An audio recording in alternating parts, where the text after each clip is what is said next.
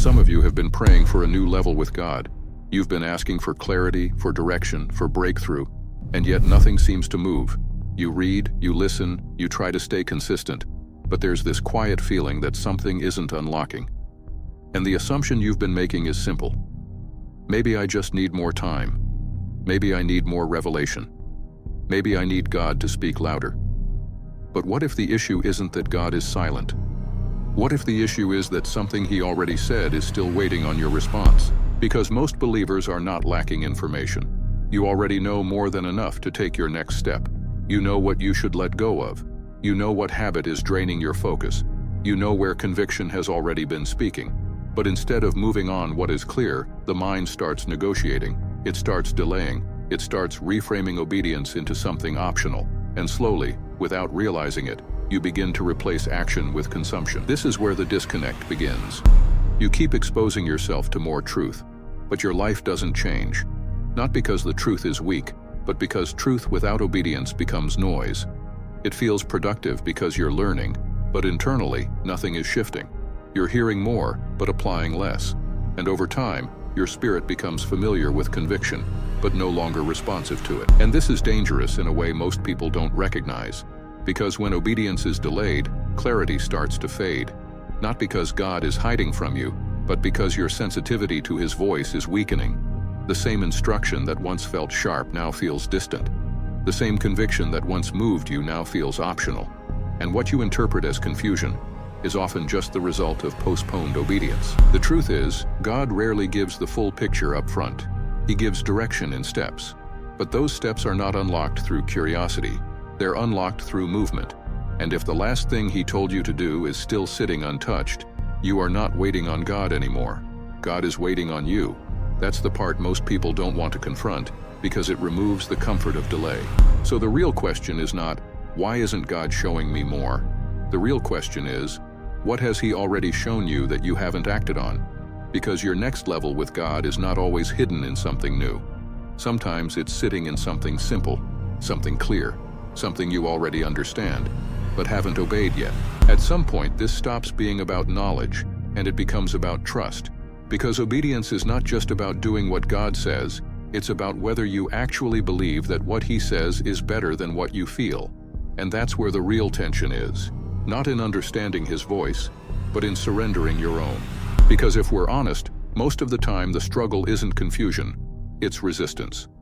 You understand what needs to change, but it costs something. It costs comfort. It costs control. It costs habits you've grown attached to. And in that moment, your mind starts creating alternatives. It tells you to wait, to think more, to pray about it a little longer, when deep down, the instruction is already clear.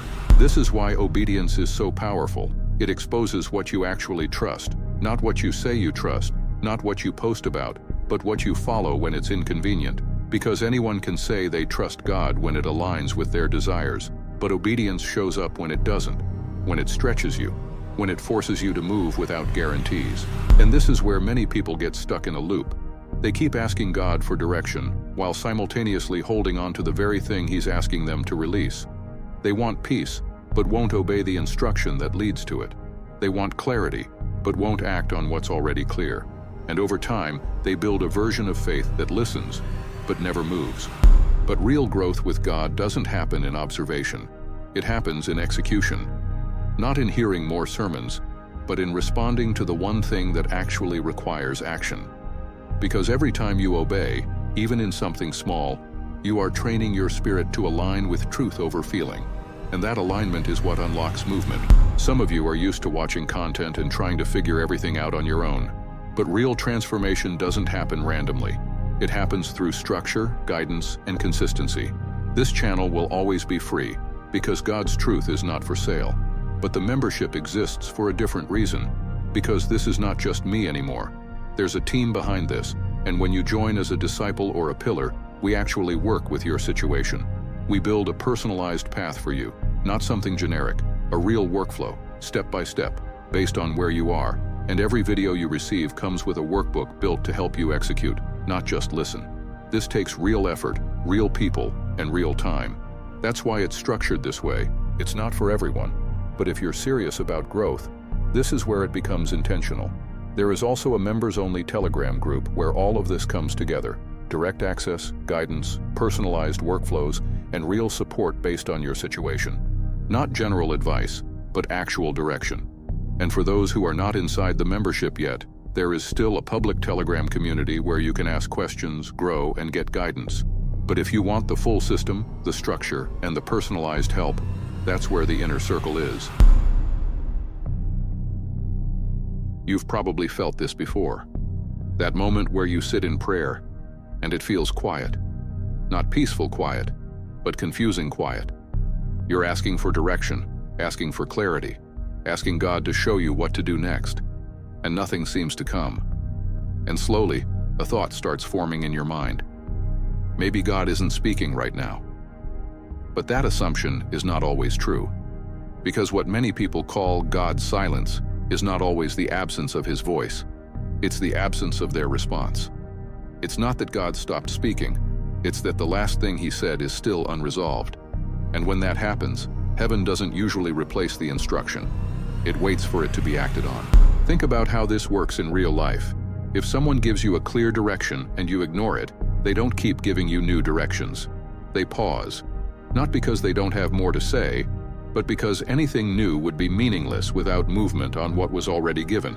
And in the same way, God is not trying to overload you with information. He is trying to establish alignment. And alignment is built through obedience, not repetition. This is where things begin to shift internally. When obedience is delayed, your sensitivity starts to change. At first, the conviction is strong, it's clear, it's direct, you feel it deeply. But when that conviction is ignored repeatedly, something subtle happens. It becomes quieter. Not because God weakened the message, but because your response weakened your sensitivity to it. Over time, this creates a dangerous illusion.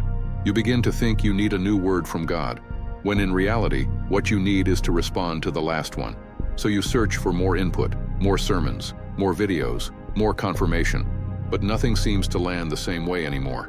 And the frustration builds because you feel like you're doing everything right, but nothing is changing. What's actually happening is this: your spiritual life has shifted from execution to consumption. You're still engaging, still listening, still seeking, but you're no longer moving. And without movement, clarity fades. Not because God is hiding it, but because clarity was never designed to exist without obedience. This is why confusion often increases when obedience decreases. The more you delay what is clear, the more unclear everything else begins to feel. Your mind starts overanalyzing. Your decisions become heavier. Even simple steps feel complicated. And what you interpret as spiritual dryness is often just the result of postponed action. God is not trying to make your path complicated.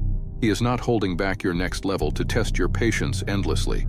In many cases, the path forward is already in front of you, but it begins with a step that requires discomfort, a step that challenges your control, a step that forces you to move without having the full picture. And until that step is taken, everything else will continue to feel distant. Not because it is hidden from you, but because it is waiting on you. There comes a point where everything becomes simple again. Not easy, but clear. After all the thinking, all the analyzing, all the waiting, it comes down to one thing: movement. Because your next level with God is not unlocked by understanding more. It's unlocked by responding to what you already understand. And this is where most people hesitate. Because obedience almost never feels convenient. It rarely aligns with your emotions in the moment. It will ask you to let go when you want to hold on. It will ask you to step forward when you want certainty. It will ask you to trust when you don't have full clarity. And that tension is exactly why so many people stay stuck. Not because they don't know what to do, but because doing it requires surrender. But here is the shift you need to see. The moment you obey, something changes immediately. Not always externally, but internally. Your spirit realigns. The noise reduces. The confusion starts to lift. Because obedience restores order. It puts you back in position. It reconnects you with the flow of direction that was already there, waiting for your response. And then something else happens that most people don't expect. New clarity begins to appear, not all at once, but progressively. One step reveals the next. One act of obedience opens another instruction. And suddenly, what once felt blocked starts moving again. Not because God finally decided to speak, but because you finally decided to follow. This is how growth with God actually works. It is not built on big moments alone. It is built on consistent, quiet obedience. The decisions nobody sees, the changes that feel small, the steps that don't look impressive but carry weight in the spirit. That's where transformation is formed. Not in the moment you understand everything, but in the moment you act on something. So if you've been waiting for your next level, stop waiting for a new sign. Go back to the last thing God made clear to you, the instruction you postponed, the conviction you softened, the step you delayed, because the door you've been praying would open is not locked from the outside. It's waiting for you to move.